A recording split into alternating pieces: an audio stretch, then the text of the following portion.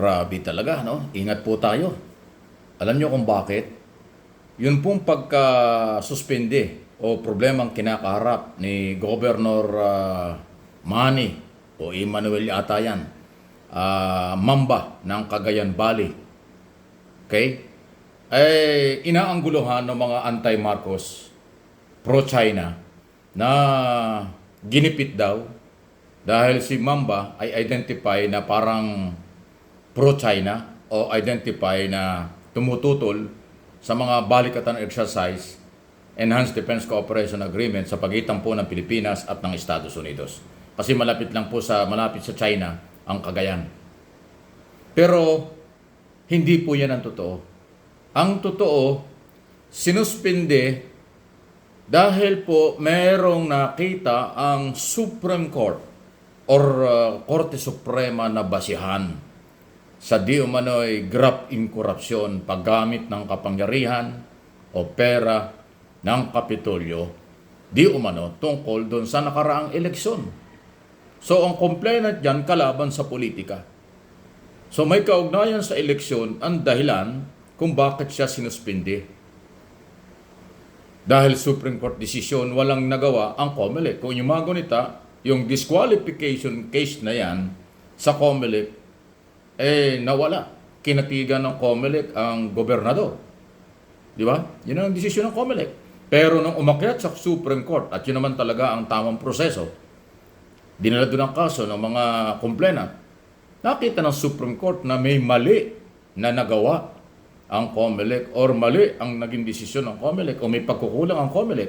Kaya't inuutos ng COMELEC at nakita inuutos ng Supreme Court na ma-disqualified. Ayan po yung issue. So, ang layo, di ba? Walang kinalaman sa West Philippine Sea issue, walang kinalaman sa pro o anti-China, walang kinalaman sa anti-Marcos o pro-Marcos, di ba? Pero, ginagawa po ng mga anti-Marcos, pro-China, na yan daw ay parte ng harassment. Iniisa-isa na daw ng gobyerno na iharas, suspindihin ang mga kalaban daw ng gobyerno. Hindi po, wala pong kinalaman. Trabaho ng judicial body.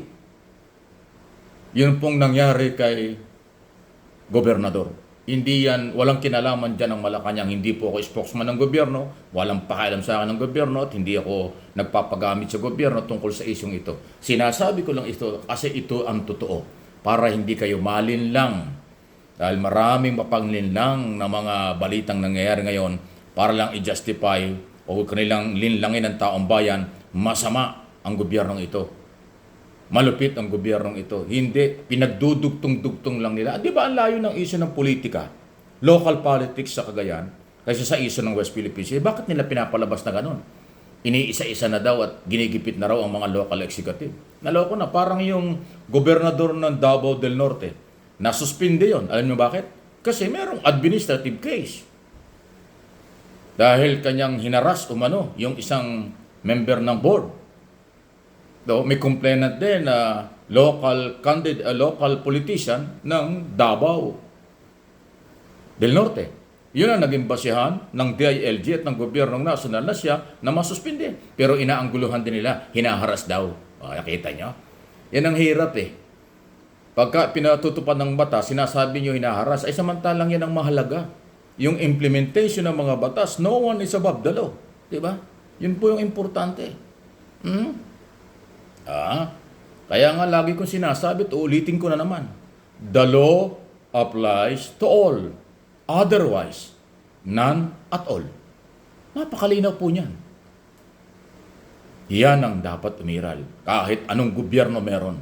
Hindi lang sa ilalim ng kasalukuyang pamahalaan. Suportahan natin ang mga nagpapatupad ng batas. Ayan, ha? So, inaulit ko, huwag kayong palinlang. Marami pa panlinlang ngayon. Marami mga gagamit.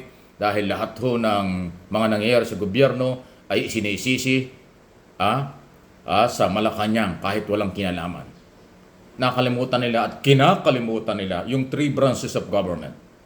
Executive Department, Legislator, ang Kongreso, Senado yan, at ang Judicial Body. Yung problema ni Mamba ay nasa Judicial. Yung problema ng Gobernador ng Davao del Norte ay yan ay nasa Executive Department. Alam bakit? Kasi nga, merong administrative case. Natural, sususpindihin. Yan ang proseso, di ba? Pero binabaliwala nila yan. Ayaw nilang ipaliwanag. Ayaw nilang intindihin yan. Iniiwasan nila. Pinipilit. Pure harassment daw. Hinaharas daw ang ating mga local executive. Kalokohan yan. Kaya samahan nyo ako dito sa aking mga channel. Subscribe and follow. I-share nyo sa inyong mga kaibigan ang aking mga topic dito sa MA Pinoy TV at Mike Abby Opinion. Hindi tayo magpapalinlang. Pagka mali, mali. Pag tama at dapat panindigan natin. Ang ginagawa nila, panlilinlang, huwag tayong maniwala dyan. Di ba? Yan ang importante. Okay. Sunod na ating pag-usapan, nako talaga naman, anong nangyayari na PNP at NBI? Ngayon ang balita, mukhang wala na talaga si Kibuloy. Nasaan na si Kibuloy? Nag-birthday pa yan, di ba? Noong April 25, di ba? Nag-birthday yan. Alala ko dahil sa loob halos ng maraming mga birthday nung nakaraang ako'y nandyan pa, lagi ako nandyan sa Davao. So, hindi ko alam kung saan siya nag-birthday. Baka kasama mga itim na langgam. Di ba sabi niya, napapalibutan siya ng mga itim na langgam. O baka doon. O nasa na yan? PNP, bilis-bilisan na ninyo. Talagang napakabagal nyo mga tao, nagtataka na kung bakit ganyan. Habang nagtatagal, nakakapaghanda yung gusto nyong arestuhin. Baka yan ba'y nandito pa sa Pilipinas? Nasa Davao pa ba yan? O nandito pa ba? Paano? Ako naman naniwalang mahirap lumabas yan dahil takot sa FBI yan. Dahil nga wanted din sa Amerika. Dahil sa iba-ibang kaso. So, ang dami ng warat. Ngayon, hindi pa rin makita. Nag-birthday, 74 years old na. Alam ko, kung hindi ako kakamali, si Kibuloy, 1950. So, ngayon, 2024. Tama, 74 years old. Di ba? Saan kaya? Nabibinbin po ang pagganap ng hustisya. Wala pang nahuhuli ang NBI at police kahit isa 6 yun, di ba?